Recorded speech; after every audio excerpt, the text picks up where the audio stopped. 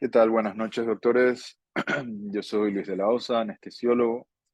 Tengo una estancia formativa en anestesiología obstétrica, que es el tema que vamos a tocar el día de hoy, y un máster en competencias médicas ecoguiadas basada en la anatomía en anestesia regional. Así que vamos a tratar de enfocar un poquito todo lo que vendría siendo la charla en este tema que es a veces muy ignorado, lo que es el tema del manejo del dolor durante todo el periodo de la labor de parto.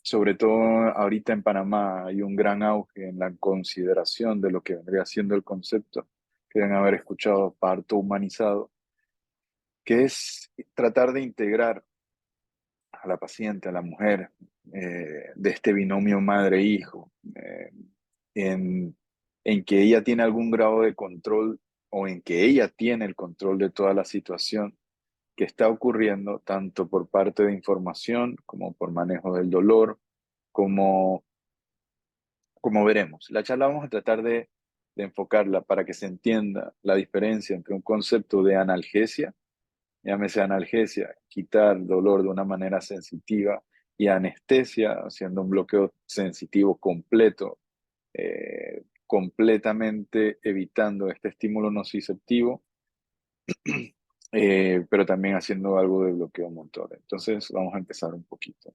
A ver, sobre qué vamos. Entonces, lo primero es, como les había mencionado, el tema es relativamente nuevo y más ahorita en Latinoamérica. Antes se satanizaba mucho el concepto de lo que era la analgesia de parto, ya que se asumía que existía una correlación entre el inicio de analgesia de parto. Vamos a empezar un poquito explicando qué es la analgesia de parto. Es cuando el anestesiólogo llega a una mujer que está en una fase activa de labor y se coloca entonces un catéter epidural, un cablecito epidural en el espacio epidural, que es este espacio virtual, eh, que está en la espalda, como lo dice la palabra epi, exterior, dural, dura madre, entre la dura madre. Y este catéter a mí me permite colocar dosis a repetición de anestésico local para obtener un bloqueo sensitivo transitorio, recordando que el efecto de los anestésicos locales se da antagonizando por medio de el antagonismo de los receptores de los canales de sodio. Pero esto es transitorio, dependiendo de la vida media de cada anestésico. Entonces, ese catéter me permite a mí colocar a anestésico local. ¿Qué ocurre? En el año 2000 se empezó a considerar que podía existir una relación en el que al yo colocar esta analgesia de parto, para tratar de tener una labor de parto libre de dolor, las pacientes podían tener un riesgo de ser sometidas más a cesárea. Entonces, en el 2000, la Sociedad Americana de Ginecobstetricia da este enunciado que la paciente no podía solicitar la analgesia epidural hasta tener 4 a 5 centímetros de dilatación. Sin embargo, si nos ponemos a ver, esto es un poco absurdo. Los umbrales de dolor son completamente individuales, son completamente diferentes de paciente a paciente y de persona a persona. Y categóricamente en ese momento anunciaron, después de haber revisado múltiples exámenes, que la epidural aumentaba el riesgo de cesáreas. En el 2002 se refuerza esto, donde se dice que existe considerable evidencia donde la analgesia epidural durante la labor aumenta el riesgo de que la paciente sea sometida a cesárea. Sin embargo, en el 2006 se revisaron nuevamente todos estos metaanálisis y revisiones, pero esta vez con la ayuda también de la Sociedad de Anestesiología Americana, que es la ASA. Entonces, ya una vez teniendo esta dualidad de información, se dieron cuenta que realmente no existía ningún tipo de contraindicación médica y que la solicitud materna es suficiente para la colocación de la epidural, y el miedo a la cesárea no estaba infundado y no debería influenciar en el método de la liberación del dolor.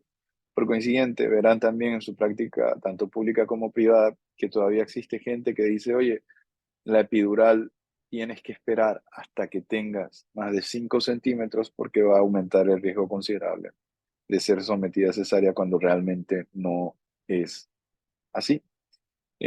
Así que es uno de los paradigmas que hay que ir cambiando también con el tiempo y que realmente se ha ido cambiando también. La solicitud materna, o sea que la solicitud de la madre, es la única consideración que hay que tener para saber que la analgesia puede iniciar. La mayoría de las guías que vamos a estar utilizando para la información es de las guías del servicio de Gran Bretaña e Irlanda de anestesia obstétrica, que son probablemente los más estudiados de toda esta gama de la subespecialidad. Mi hospital de formación, que es el Hospital Clínic de Barcelona, un hospital universitario, y las prácticas o de las guías prácticas de la Sociedad Americana de Anestesia. Entonces, un poquito de los personajes que han involucrado todo lo que vendría siendo el advenimiento de esto. En la correlación, John Snow fue la primera persona que aplicó la anestesia dirigida hacia una paciente obstétrica en 1863, 1857. A la reina Victoria se lo aplicó a sus dos últimos hijos, Leopoldo y Beatriz. Pero en este momento todavía no hacíamos lo que es la analgesia de manera conductual. ¿Por qué se llama conductual? En el momento que yo corto el impulso nociceptivo, como les había mencionado, vamos a hablar mucho de la fisiología del dolor de la analgesia o del dolor que se desencadena durante los distintos estadios de la labor de parto, pero principalmente conductual es porque es un método invasivo la utilización de la anestesia epidural, ya que utilizamos una aguja, colocamos entonces anestésico local y el impulso nervioso, ya sea de las estructuras viscerales o somáticas, o sea, viscerales siendo el útero grávido, que está en contracción, se está contrayendo, y somático, el desgarro de las estructuras cervicales o por estiramiento, nosotros estamos bloqueando ese dolor a nivel medular. Entonces, si bloqueamos ese dolor que llega al haz espinotalámico, lo que vamos a hacer es que ese haz espinotalámico no va a conducir directamente el dolor al cerebro, o por lo menos no lo va a conducir de una manera tan potente. Por consiguiente, la interpretación del cerebro de esta percepción dolorosa no se va a dar. ¿Cómo lo hizo Jon Snow? Bueno, en ese momento con éter. Literal, en ese momento acababa de venir el advenimiento de lo que vendría siendo la utilización del éter, que se descubrió en un circo, ya que las personas lo olían, les daba mucha risa, pero no se había correlacionado hasta que se vio que también aparte de risa, una persona lo olió, se rió, se cayó y se siguió riendo y había perdido el diente y tenía dolor. Entonces, no tenía dolor. Entonces, a Jon Snow, muy genialmente, siendo el médico de la realeza, decidió por qué no utilizarlo a manera de analgesia de parto. Sin embargo, obviamente, ya en este punto de evolución médica, nos hemos dado cuenta que tratar de utilizar éter en ese momento funcionó muy bien, pero genera depresión tanto materna como depresión fetal, y es muy riesgoso. Sin embargo, él lo utilizó, le dio unos pañitos mojados a la reina y fue una maravilla. Entonces, de ahí empezó todo lo que vendría siendo el concepto. La otra persona que hemos hablado es Virginia Apgar, que deben conocer por el puntaje de Apgar. Los que no sé si creo que todavía no han rotado en salón o en partos, pero si han rotado en salón o en partos, ven que una de las primeras cosas que hacen los residentes de pediatría o los pediatras es tratar de ver o evaluar de una manera rápida eh, el estado general del bebé por medio de su tono muscular, bueno, una serie de cosas que no vamos a entrar en detalles. Pero la persona que empezó a desarrollar este puntaje lo hizo ella, Virginia Apgar, que es una anestesióloga, se pensará que es pediatra, pero no, no lo era, y lo hizo correlacionando el efecto de múltiples drogas. Era muy apasionada por el efecto de las drogas en la madre y el efecto de las drogas también fetales. Entonces empezó a notar la correlación de utilizar ciertas drogas y el efecto directo que se daba entonces en el feto. También fue una de las mayores, de las personas que más peleó por conocer los efectos teratogénicos y escribió muchísimo sobre la teratogénesis, o sea, los efectos que podrían generarse en, en en, en la parte de desarrollo fetal si la madre ingería distintos tipos de elementos. Entonces, ¿qué es lo que ocurre con la analgesia de la labor o qué es lo que ocurre con el dolor en sí? El dolor, cualquier tipo de dolor y particularmente este que es un dolor instaurado muy fuerte, va a causar distintos cambios fisiológicos. Obviamente tenemos el aumento de las catecolaminas porque tenemos un sistema simpático activado y también tenemos una descarga de cortisol constante. Ahorita se estudia mucho el efecto del cortisol durante el estadio del parto y la correlación fetal en el momento, ya sea por medir el pH fetal, que se vea haber también afectado directamente, ya que, como sabemos, las catecolaminas que van a generar a nivel de alfa y beta algo de vasoconstricción. ¿Y de qué depende realmente la vida fetal? Constante, depende 100% en ese momento del intercambio capilar que ocurre entre la placenta y la sangre materna. Entonces, cualquier alteración que yo voy a tener directamente en el sistema cardiovascular materno va a afectar directamente al feto. Y esto se ha comprobado muchísimo con mediciones de pH fetal del cordón en el momento del nacimiento, ¿no? Igual la placenta es muy noble, siempre va a tener una capacidad de generar algún grado de buffer, eh, así que trata de compensar mucho, pero bueno, el dolor tampoco es completamente inocuo. Así que una de las ventajas que vemos, también tenemos aumento del consumo de oxígeno materno y fetal.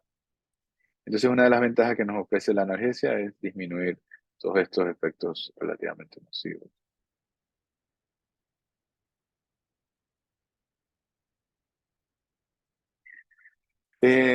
Lo que les había mencionado de una de las cosas que ocurre con la fisiología fetal ácido es que tenemos una paciente con dolor. El feto regularmente recibe o más que nada existe por un metabolismo oxidativo, donde él puede excretar fácilmente o puede sacar el CO2 convirtiéndolo y fusionándolo con agua y sacándolo entonces en ácido orgánico.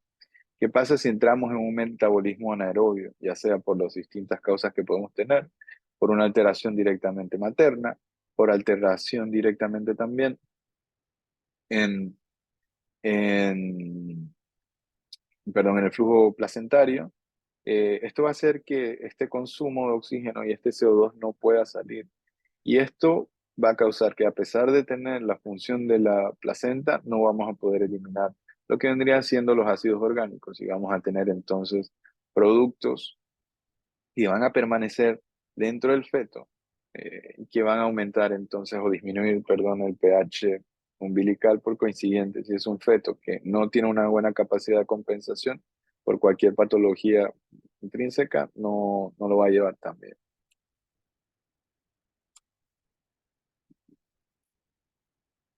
Entonces esto es un poquito lo que ocurre.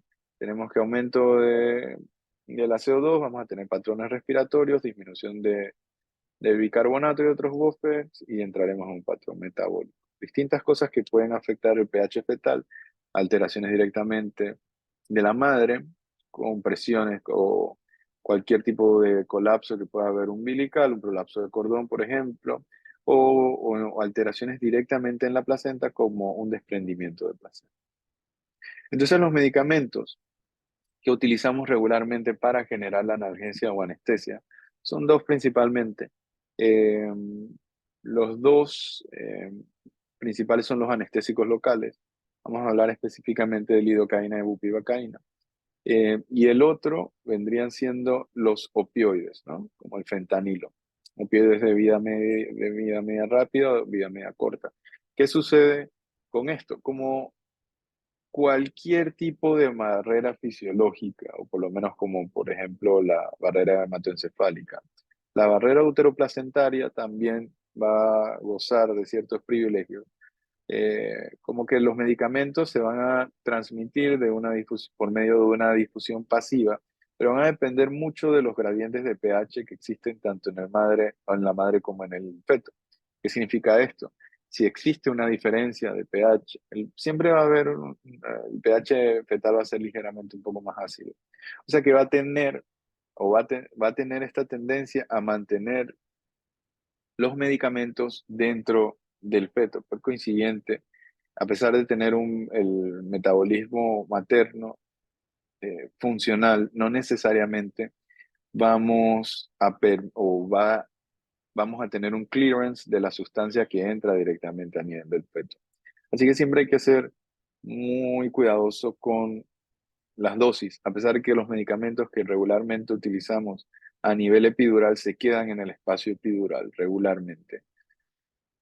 Siempre hay algún grado de absorción que hace o un marcaje de algún grado de concentración plasmática a nivel materno, pero no, esto no va a afectar directamente. Entonces, ya para hablar un poquito de lo que nos interesa, ya hablamos un poco de las generalidades fisiológicas y farmacocinéticas de los medicamentos. Vemos que la analgesia de parto la vamos a dividir en tres partes. Tenemos una parte alternativa o no farmacológica, es esta tendencia y que para mí es muy importante, sobre todo a nivel privado y a nivel público, cuando vean a las pacientes que están teniendo dolor, siempre tienen que ser empáticos. O sea, no hay duda de ello. Eh, en los sistemas públicos, siempre uno, por sobrecarga de trabajo, por distintas situaciones, eh, por la personalidad de uno, porque lo agarraron por turno, por cualquier cosa, uno tiende a perder la humildad y la calidez en el momento del trato a la paciente. Por coincidente, los trata como si fueran una cosa. Lo he visto mucho, lo critico mucho, y sean, estén muy pendientes de ellos, de ello, y no se conviertan en esa persona frustrada. Siempre recuerden que esa persona que está en esa camilla, y esas 12 personas, si van a mi lugar de formación, que es el Santo Tomás, que es increíble, increíble la formación, increíble la empatía, es un muy bonito lugar para aprender obstetricia. Eh, Siempre recuerden que esa persona está teniendo el peor dolor que puede llegar a tener cualquier persona, o uno de los peores dolores que puede llegar a tener cualquier persona. Entonces sean empáticos con ellos. Eh, Esa es la parte no farmacológica, vamos a andar un poquito, ya y nos vamos a poner algo hippies con el asunto. La parte sistémica e inhalatoria es la parte general, como la que practicó al inicio de nuestra charla el señor Jon Snow. Sin embargo, casi no se utiliza a menos que tengamos una contraindicación real para lo que es la anestesia regional o conductiva. Eh, y la principal, que es la anestesia regional o conductiva o neuroaxial o espinal o epidural. Todos estos nombres son válidos. Cada uno tiene una explicación, pero en general, para simplificarlo, vamos a llamarle regional o conductiva o epidural o espinal. Igual, vamos a hablar un poquito de todo. Cualquier duda, igual ya saben que me pueden escribir al final y yo con gusto se las voy a responder. Así que vamos a empezar entonces.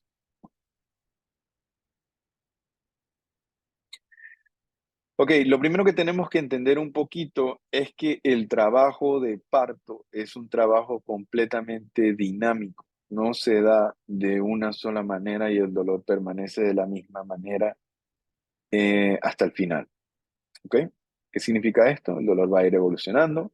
Vamos a empezar con un dolor completamente visceral de todo el útero contrayéndose, ya que las fibras uterinas se van a empezar a contraer de una manera rítmica hasta obtener contracciones.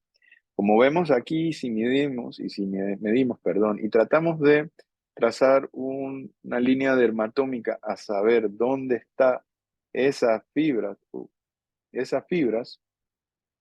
vamos a tener entonces que el dolor empieza a modularse desde T10 a L1. Esto es pregunta de examen, así que anótenlo. Desde las fibras aferentes viscerales del dolor. Esta contracción generalizada de todas las fibras uterinas va a causar que se empiece o que inicie lo que vendría siendo una dilatación cervical.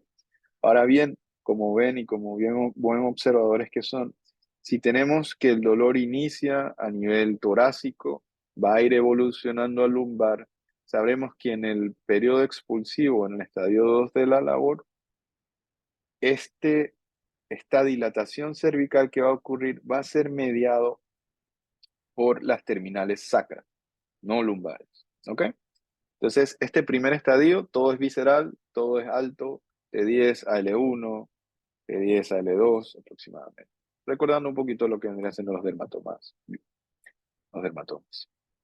Entonces, ya cuando estemos en este periodo de transición, vemos que ya no solamente están interfiriendo las fibras viscerales del útero, sino que van a estar interfiriendo las fibras somáticas de la región cervical, ya que vamos a tener una distensión y estrechamiento de todas las estructuras pélvicas perineales. Y también vamos a tener que la cabeza del bebé va a empezar a generar presión en los nervios lumbar, en los nervios lumbosacros, especialmente los pudendos. Entonces ya la sensación de dolor, de contracción inicial que tiene la madre, no va a ser un dolor de contracción, sino es una sensación ya más bien de desgarro. Ya el dolor deja de ser un dolor sordo y se vuelve un dolor agudo, intenso, inferior. Un poquito de la evolución, la paciente empieza con el dolor arriba y termina entonces ya en el área perineal, ¿no? Tercer periodo es expulsión de la placenta, no vamos a hablar de eso. Los tipos de cesáreas que tenemos son las electivas, o sea que son cesáreas, me entiendo un poquito ya lo del tema de las cesáreas. Acuérdense que el tema es más bien analgesia, que vendría siendo quitar el dolor durante la labor, pero si tenemos que entrar en cesárea porque la analgesia no, porque la paciente tiene algún tipo de contraindicación para la anestesia o simplemente, más bien no evolucionó dentro del proceso obstétrico de una manera adecuada o existe algún tipo de riesgo para la madre o para el feto, inmediatamente se considera la cesárea y se abandona toda la idea de parto. Tenemos las cesáreas electivas, que son las que, por ejemplo, alguna paciente que fue sometida a una cesárea anterior, que venga en una posición, una distosia de presentación, no venga con la cabecita hacia abajo, por ejemplo, alguna cesárea que haya estado tratando o haya estado mucho tiempo en labor y que ponga en peligro la vida del feto o del bebé. Y tenemos entonces las cesáreas urgentes, que es que alguien está corriendo peligro. Urgentes por sospechas o cesáreas emergentes. Las principales, las únicas que tenemos que saber en esto son las tipo 1. Esto es pregunta de examen también, que son las que requieren un alumbramiento, un nacimiento inmediato, ya que la vida materna o fetal está en peligro, ya sea por alguna hemorragia uterina, por una bradicardia fetal persistente, un prolapso de cordón, distosia de presentación o una ruptura uterina. Ahora sí vamos a hablar un poquito de los métodos alternativos no farmacológicos para la analgesia de labor de parto. Como les había mencionado, quitar el dolor no es lo mismo que la satisfacción materna. Entonces aquí es donde ponemos un poco hippies, como les había mencionado, y es hablar de los distintos estudios que se han hecho. Son una mención, solamente hay miles de estudios. De la parte integrativa y de la parte funcional. Integrativa es la utilización de medicina alternativa con la parte alopática, que es la que practicamos nosotros, para llegar entonces y que tiene algún grado de nivel de evidencia médica válida. Por ejemplo, este estudio, que es muy interesante, eh, se hizo en 1998 y se hizo un estudio de población de pacientes chinas primigestas de 33 semanas de embarazo. Lo que se hizo, lo que se hizo es que las pacientes que tenían una presentación sacra, o sea, que el bebé venía de nalguitas, se les empezó a estimular quemando esta hierba que se llamaba Moxworth, Moxworth, no me falla la memoria, y quemando el quinto dedo todos los días, de 7 a 14 días, por ese periodo de 33 semanas, donde el tamaño fetal es todavía relativamente bien. Y con esto conseguían que y hubiese un aumento de la actividad fetal y por consiguiente el producto que se encontraba sacro hiciera un giro y se encontrara entonces posterior cefálico. Obtuvieron muy buenos resultados quemando este punto 67 de la vejiga sillín, y ya tiene más que ver con puntos de acupuntura y tal. Sin embargo, este estudio se trató de replicar en Italia y no se pudo hacer por diferencias culturales. Obviamente creo que la tolerancia a que te quemen 7 a 14 días el quinto dedo con una planta no debe ser tan bueno. Pero bueno, lo que trato de transmitirles es que hay muchas cosas que desconocemos como ciencia. Supongo que ese estímulo nociceptivo generaba giros, ¿no? Otra de las cosas que se utiliza mucho son los métodos de psicoprofilaxis. El método de Lamas, descrito por un psicoterapeuta en 1960, Fernand Lamas, francés, era en las que se practicaban técnicas de relajación y respiración por medio del apoyo del cónyuge. Se dieron cuenta que los niveles plasmáticos de betaendorfinas, por ejemplo, las endorfinas que utilizamos o que excretamos en el momento que empezamos a generar o hacer cualquier tipo de ejercicio, están en 68, bueno, no están en 68. Las pacientes que pudieron hacer ejercicios de respiración duplicaban el valor de la cantidad de endorfinas generadas, o sea, de su capacidad de control de dolor por medio de estas técnicas de psicoprofilaxis. Tuvieron un cuarto menos cesárea, un quinto menos distrés fetal, un tercio de infecciones postparto, menos lesiones perineales, mucha menos preeclampsia y mucha menos prematuridad. Otra de las cosas que se utiliza, por lo menos en mi hospital de formación se utilizaba mucho, era la hidroterapia en parto y agua. Es básicamente que la paciente durante su periodo expulsivo se encuentre en estas tinas de hidroterapia, donde genera flotabilidad y la flotabilidad de la paciente lo que obtiene es un efecto de relajación por el efecto de boya que se genera. Y al utilizar temperaturas un poco más calientes, ayuda también a que el tejido o la piel se desensibilice un poco y a la parte agarre algo más de elongación para que en el momento del paso de la cabeza por el canal cervical sea mucho menos traumático para la paciente. Y se ha visto que las pacientes que utilizan este método también disminuyen la solicitud de anestesia epidural o de analgesia epidural, perdón, durante su labor de parto. Y tienen resultados bastante positivos. En ese aspecto va muy bien. Sí, en algunas ocasiones ocurrieron en el Reino Unido algunas infecciones por broncoaspiración fetal, así que se utiliza con mucho recelo. Está contraindicado en partos gemelares, prolapsos de cordones, paciente que ya tenga una analgesia de parto previamente. Hipnosis y acupuntura se utilizan, por ejemplo, eh, hipnosis utilizando estimulación del punto de Ney1, que es más o menos a nivel del nervio mediano. Se utiliza acupuntura, perdón, y la acupuntura va a hacer que la paciente tenga menos náuseas, menos vómitos. Y por medio de la hipnosis se ha visto en estudios de emisiones con positrones que las pacientes que han ido entrenando para, para, no para ser hipnotizadas, sobre el periodo de hipnosis, tenemos mayor respuesta del cíngulo anterior a nivel de la corteza frontal y que la paciente tiene una respuesta mucho más tolerante ante el dolor. Así que todos estos métodos preventivos son muy, muy buenos para la preparación previa al parto de la paciente. Dula, que significa mujer servicial, es una persona que te guía durante todo el proceso de incertidumbre del parto y está ahí. En Panamá actualmente se utiliza a nivel privado más que nada y ayuda a que la persona o la paciente tenga algún grado de conciencia importante de todo lo que está ocurriendo, eh, sobre todo de conocimiento y de enterarse. Y va bastante, bastante bien. Se ha tratado de utilizar a los esposos también, que pueden tomar cursos para entonces guiarla durante todo el trayecto. Estos son los que más nivel de evidencia tienen, que es la utilización de electrodos con electricidad, que son los llamados TENS, que generan una electricidad a nivel de esta área, del rombo de Michelis, que es área lumbar y un poquito torácica, o estas funciones de agua bidestilada, que es lo que utilizan. Generan algo que se llama mecanismo de la compuerta, que es que cuando el útero genera el estímulo nociceptivo y que va a entrar entonces a nivel medular, el estímulo eléctrico o el estímulo de estas pápulas de agua bidestilada dolorosas van a competir con el dolor y solamente va a pasar un estímulo parcial o uno o el otro. Por coincidente, la percepción del dolor es mucho menor. Esto tiene grado de evidencia 1A y la verdad que va muy, muy bien. Así se ve donde se pincha a la paciente, donde se le coloca. La analgesia sistémica o inhalatoria, vamos a hablar muy rápido de esto.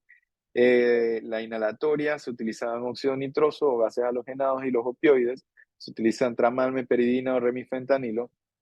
Los inhalatorios causan el efecto invernadero. Regularmente se utiliza óxido nitroso, pero asimismo pueden causar anemia megaloblástica y se ve que la cantidad de vitamina B12 que pierde la paciente en una hora de inhalación no se recupera hasta 3 semanas después.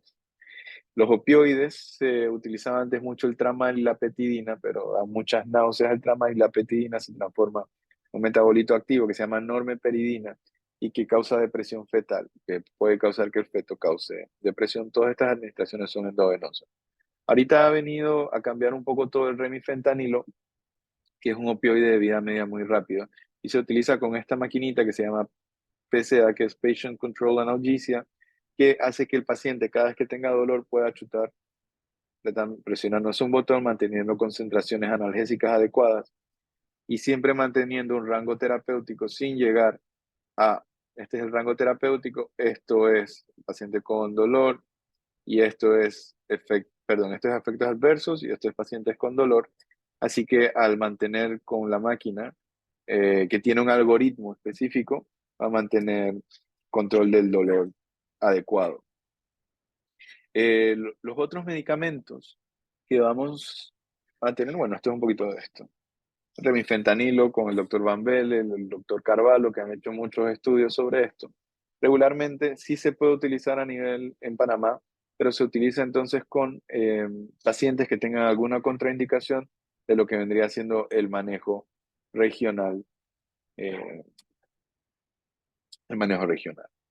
La anestesia general se trata de eliminar o se trata de no utilizar en ningún punto en las pacientes que sean sometidas a cesárea, nada más para hablar un poquito de esto, ya que las pacientes que es sometida a cesárea eh, tiene cambios fisiológicos propios del embarazo. Una paciente embarazada en su último trimestre tiene, por ejemplo, una vía aérea difícil. ¿Qué significa esto? Edema de glotis, edema de orofaringe, es una intubación difícil porque en siguiente no se debe utilizar de buenas a primeras, a menos que tengamos alguna de estas indicaciones. Esto es pregunta de examen, así que también anótenlo.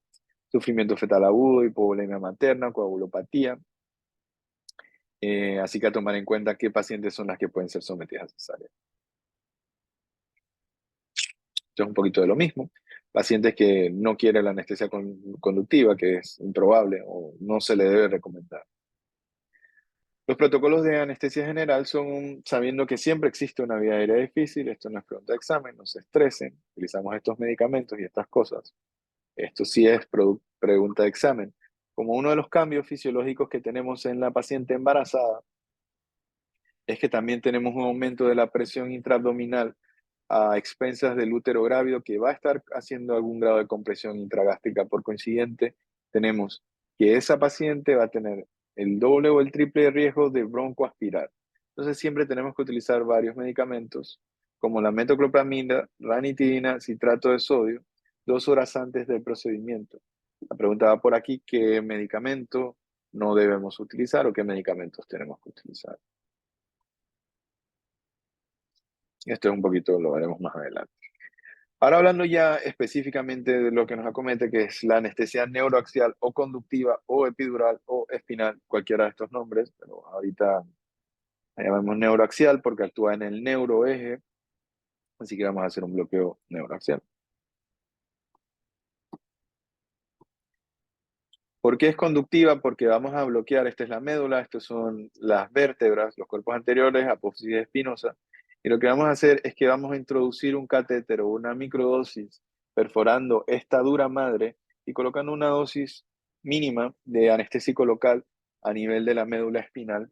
Posteriormente dilatamos este espacio epidural virtual, inexistente, con presión negativa, y colocamos entonces un catéter que me va a permitir catéter con un orificio al final que me va a permitir colocar dosis diluidas o de distintas concentraciones de anestésico local, obteniendo entonces analgesia.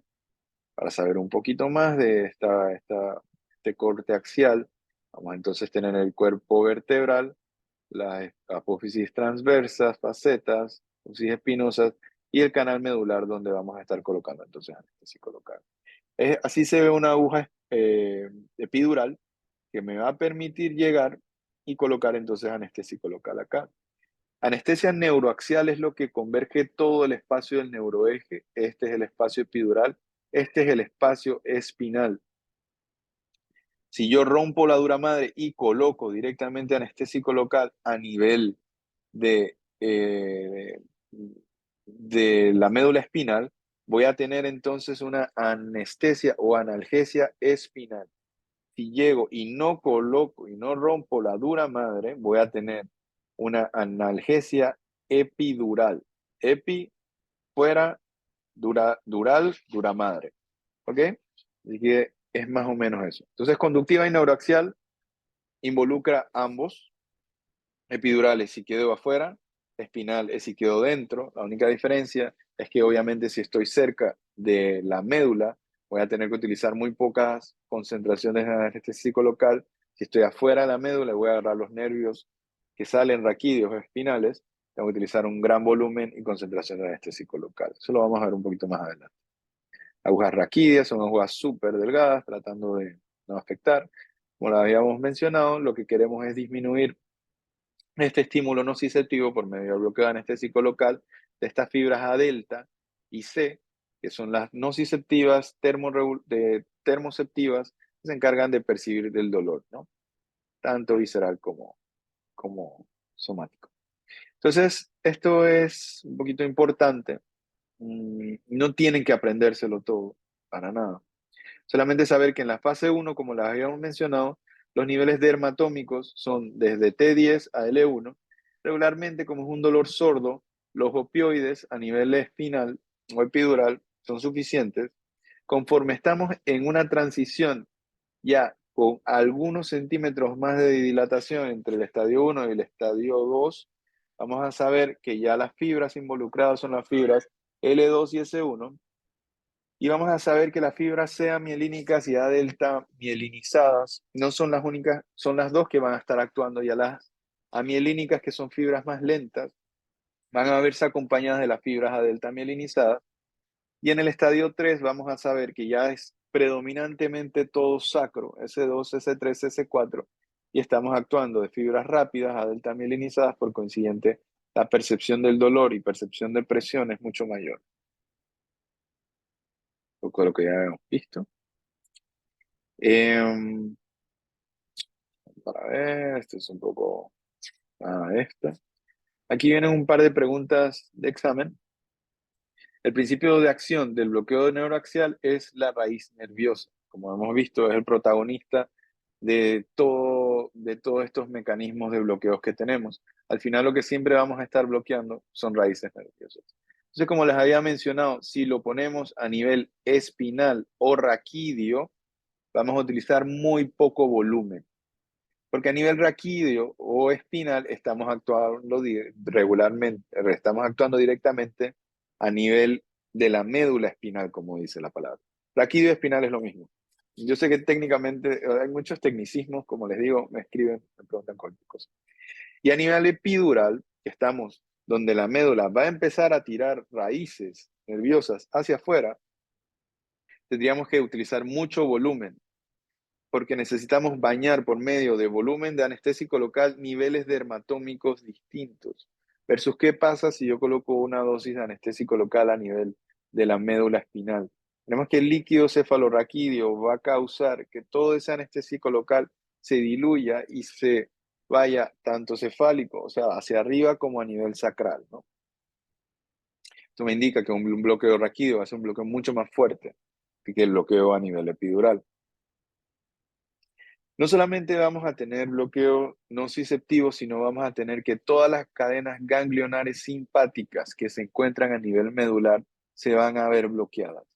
Este bloqueo, ¿cómo se va a manifestar? A mayor concentración de anestésico local utilizado, mayor bloqueo simpático. Recordando que el sistema simpático está en un balance constante con el sistema parasimpático, se encargan de todo lo que vendría siendo excreciones glandulares.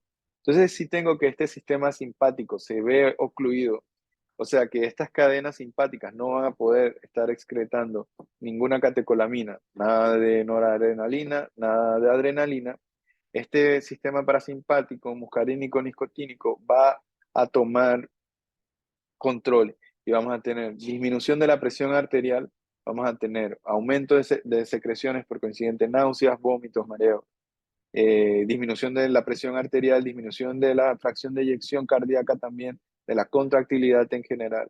Vamos a tener una paciente que se va a sentir mal. Por eso siempre utilizamos simpaticomiméticos como la efedrina, que es alfa y beta, o la fenilefrina, que es alfa, para obtener entonces una vasoconstricción, porque como habíamos mencionado, la dependencia del intercambio que existe, eh, fetal, dependiente de, de, del flujo uteroplacentario, va a alterar directamente o podría causar alteraciones si se perpetúa este sistema en el pH fetal, disminuyéndolo y entrando entonces en un estadio de acidosis, que al no entrar en un estadio de acidosis metabólico es completamente reversible por medio de la respiración, pero siempre hay que estar un poquito pendiente de esto, ¿no?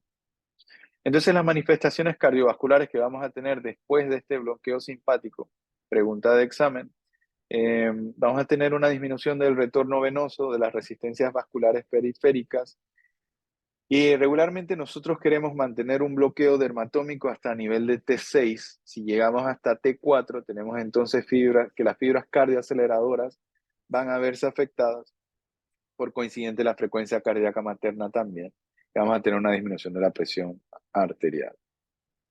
Contraindicaciones para el bloqueo neuroaxial, si la paciente no quiere, existen infecciones en el sitio de punción, eh, si la paciente tiene algún tipo de alteración hemodinámica, cualquiera de estas, ¿no? La anestesia epidural, a diferencia de la espinal, se puede colocar a nivel de cualquier vértebra.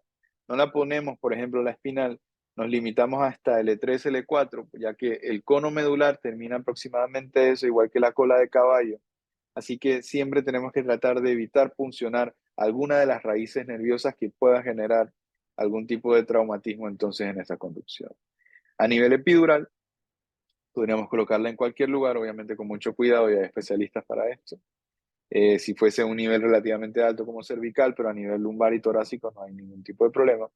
La anestesia epidural nos permite dejar un catéter, cosa que podríamos colocar anestésico local a repetición versus que la espinal, por lo menos en estas latitudes, no se permite o no se debe, es más riesgoso.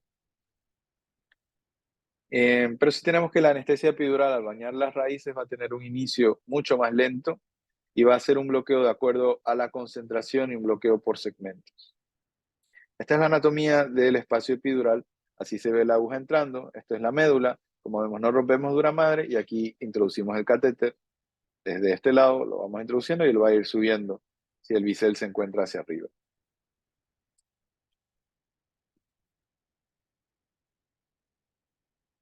La técnica que utilizamos es por pérdida de resistencia, como les había mencionado. El espacio epidural tiene una presión negativa interna que va a hacer que el catéter entonces, perdón, que el líquido que tenemos dentro de la jeringa se absorba y en ese momento notamos que encontramos el espacio epidural. Es una técnica completamente táctil, sonora, depende mucho de la pericia del anestesiólogo. Entonces sí hay que tenerlo en cuenta, ¿no? Cada milímetro o cada mililitro de anestésico local que utilicemos va a ir subiendo distintos niveles dermatómicos. Esto es a lo que les había mencionado.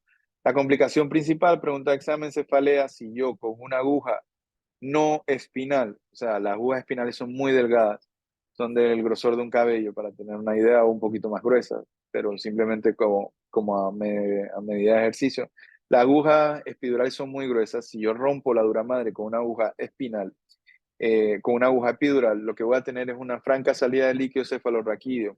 Por consiguiente, los nervios meningios que se encuentran eh, posterior al cerebro y que se encuentran flotando en la bóveda craneana van a perder esta flotabilidad y se van a encontrar traccionados hacia abajo, ya que el líquido cefalorraquídeo no solamente lo vamos a encontrar en el tubo medular, sino que lo vamos a encontrar también a nivel de la bóveda craneana, dándole flotabilidad al cerebro.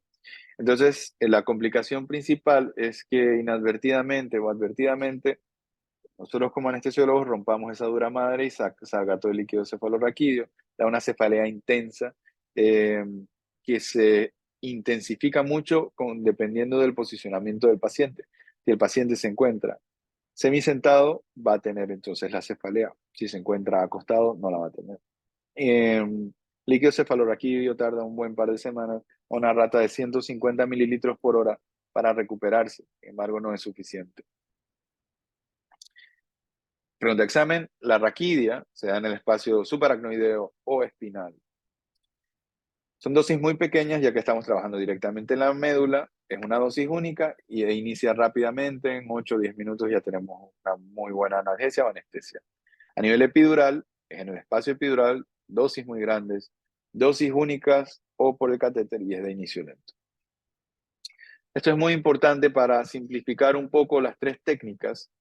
La general, que se usa solamente en correderas, como habíamos mencionado, o sea, un paciente que está mal, y la utilizamos es porque es la que tiene el inicio más rápido. La epidural o la intradural o espinal o raquidia tarda más tiempo en hacer porque es muy técnica. Con anestesia general, yo le coloco el medicamento por la vena al paciente, pierde el conocimiento en 45 segundos, lo intubo y ya puede empezar la cesárea. La general va a tener más estabilidad hemodinámica que la epidural. Sin embargo, la que menos estabilidad hemodinámica tiene es la espinal o intradural, ya que estamos bloqueando las cadenas simpáticas ganglionares directamente.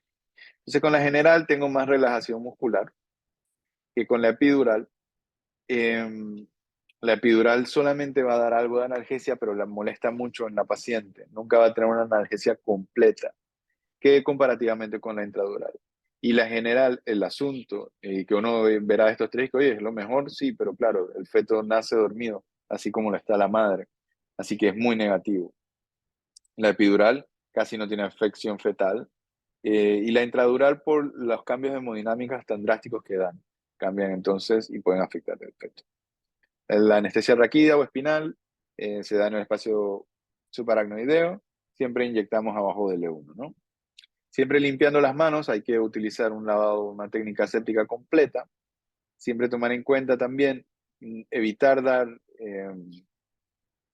evitar mantener a las pacientes, esto se hacía mucho antes, en ayunos excesivamente prolongados, ya que entran en cetosis, hiponatremia, deshidratación. Y aparte de eso, de la disminución del aporte calórico disminuye el confort y aumenta también la síntesis de catecolaminas, por consiguiente, entramos en un estado de estrés para la paciente. Que ingerir Gatorade, idealmente por el aporte calórico que da, agua ofrece hidratación, sin embargo, no genera mucho confort en la paciente, o algunas bebidas isotónicas, ¿no? Siempre saber que esta paciente, como habíamos mencionado, tiene una presión intraabdominal elevada, sobre todo porque podemos tener un útero grávido muy grande, embarazos múltiples, polidramnios, obesidad, y el vaciamiento gástrico también va a estar disminuido por las distintas hormonas que tenemos, progesterona, el estrógeno está dando vuelta. Y aparte de eso, utilizamos medicamentos como opioides que disminuyen todo lo que vendría siendo el tránsito intestinal. Perdón, ya para entrar en la parte técnica y final de la charla, los efectos de la analgesia neuraxial en lo que vendría siendo las tasas de cesáreas. Como les había mencionado, el tema de la analgesia epidural es algo relativamente nuevo para la medicina, les hablo de 40 años, 30 años. Por coincidente, los estudios también son relativamente nuevos. Este es un estudio interesante de 1993, donde el gobierno de Estados Unidos solamente le ponía, estas eran pacientes soldados, se les ponía solamente al 1% pacientes de analgesia para partos, porque no era considerado una técnica necesaria. Eh, Sin embargo, hicieron un cambio en todo lo que vendría siendo su gestión de proveer esquemas de salud a su población. Y el cambio de analgesias epidurales pasó de un 1% a un 80% en un año. Sin embargo, los niveles de cesárea se mantuvieron en un 19%, exactamente igual. Lo mismo que este estudio realizado en Dublín, donde se midió la cantidad de cesáreas desde 1987, donde solo se le aplicaba analgesia de parto al 10% de las pacientes, 1992, 45%, y 1994, 57%. Y se mantuvo entonces el índice de cesárea igual en un 4%. En este estudio de impacto de 37.000 pacientes no hubo alguna correlación básica, medible entre lo que vendría siendo la analgesia de parto y las cesáreas, y así mucho. Lo que sí se ha visto es una correlación entre utilizar altas dosis de medicamento o concentraciones de anestésico local a nivel epidural en las pacientes que son sometidas, y existe una correlación directa entre altas anestesias para pacientes que son sometidas a cesárea, probablemente porque existe algún grado de bloqueo motor. Recordando que las fibras utilizadas en la mayoría de la musculatura pélvica femoral que se correlacionan con el pujo están en los mismos niveles lumbares donde nosotros vamos a colocar nuestro catéter epidural. Por consiguiente, al bloquear este estímulo nociceptivo, vamos a bloquear también la capacidad que tiene la paciente, entonces, de pujar. ¿Cuál es el tiempo adecuado para el inicio de la analgesia epidural? Como les había mencionado al inicio de la charla, no existe. La solicitud materna es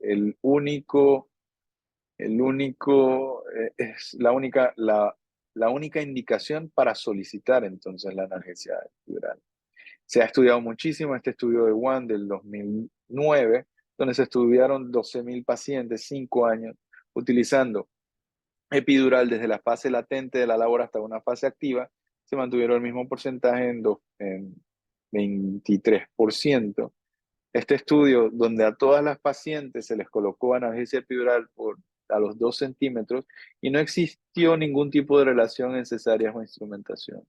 Lo que sí se ha visto es que aumenta de alguna manera la tasa de partos instrumentados, utilizar concentraciones mayores de bupivacaína al 0,25. Ya igual la del vial tiene 0,5, o sea, es concentraciones casi anestésicas. Y lo que se ha visto también es que estos estudios, la mayoría que justificaron la utilización de parto instrumentado, se dieron en hospitales de formación, donde la práctica de la técnica se da dentro de la formación de los residentes. Y que el bloqueo motor directamente generado por estas concentraciones altas de anestésico local va a afectar de alguna manera la coordinación que existe entre la rotación fetal y el esfuerzo materno expulsivo y correlación materno-contracción-pujo. Eh, para que se comprenda mejor, la madre tiene que percibir de alguna manera la contracción para saber cuándo tiene que pujar. Si no, eh, se vuelve un evento sumamente descontrolado, no saber en qué momento hay que pujar, y sobre todo sabiendo que desde que se pasa al periodo expulsivo es cuando la madre tiene que pujar, ese periodo de transición no puede ser excesivamente largo. Los efectos de la analgesia y duración de la labor, no existe ningún tipo de correlación tampoco. Existe mayor dilatación a nivel si se utiliza una técnica raquídea. Se sabe que la cantidad de cristaloides, o sea, de lactato, de solución salina que se tiene que utilizar, tiene que ser mínima, ya que existe también algún tipo de correlación o de retroalimentación negativa que se da en la neurohipófisis. Por consiguiente, al hidratar mucho a la paciente deja de producir oxitocina y su actividad disminuye drásticamente. Pero bueno, esto no viene. Así que no se preocupen, ciertas cositas. La analgesia disminuye las resistencias vasculares periféricas, por consiguiente, aumenta el flujo sanguíneo materno. Ya para terminar los casos clínicos, algunos casitos cuando trabajaba en el Santo Tomás, paciente de 26 años, 37 semanas, mielomeningocele operado a los 6 años, sin déficit motor sensitivo para que vean cada vez las contraindicaciones de los abordajes neuroaxiales son menores. Ya con el advenimiento del ultrasonido podemos hacer un ultrasonido de columna y tratar entonces de ver ya en el neuroeje directamente. Cosas que antes eran contraindicaciones absolutas ya no lo son. Entonces tenemos este mielomeningocele operado, por ejemplo. Es una cicatriz completamente medial, donde definitivamente aquí no podríamos poner el catéter, sin embargo tratamos acá. Le realicé un ultrasonido y se ve entonces, obviamente, el mielomeningocele con todas las raíces flotando. Y lo que obtenemos es que al hacer entonces corte axial, vemos la apófisis espinosa transversa y el agujero donde se encuentra la médula espinal, y aquí colocamos el anestésico local. Y aquí colocamos el catéter epidural, midiendo que está a unos 2,64 centímetros desde la piel. Se marca el punto que es justo donde está esta fibrosis. Pudimos colocar, esta vendría siendo el catéter, está aquí, y esta es la aguja de pérdida de resistencia, la aguja epidural. Entonces pudimos colocar y la paciente pudo estar despierta durante todo el periodo de su cesárea. Y esta es una paciente igual, pero con una escoliosis operada desde T2 a L5. Esta es la clase de cicatriz que nos encontramos. Instrumentación, este es el ultrasonido que utilizamos. Luego de hacer el ultrasonido, vemos que sí se podía realizar un abordaje a nivel lateral, no en línea media como se esperaría. Lo obtuvimos entonces este corte longitudinal, donde vemos cada una de las apófisis transversas y el espacio medular, que vendría siendo esto que está acá, podemos entonces hacer. Y eso vendría siendo todo. Cualquier duda que tengan, doctores, a la orden. El doctor se va a estar comunicando conmigo. Igual